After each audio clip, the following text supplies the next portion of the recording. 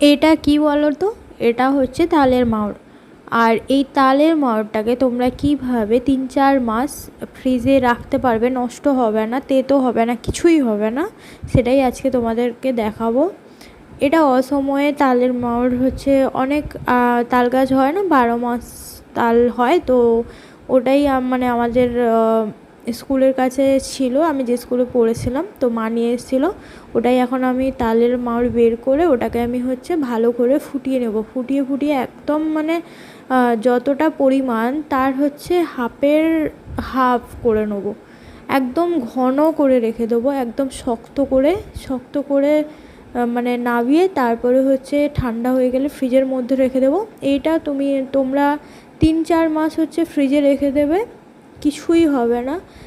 আর তালের গুলগুলি বলো, তালের পিঠে, তালের ক্ষীর, তালের রুটি, যেটা ইচ্ছে তোমরা সেটাই বানিয়ে খেতে পারো। তালের সিজনের মানে তালের সিজন চলে গেলেও যেহেতু খেতে ইচ্ছে তো করে, তাই না?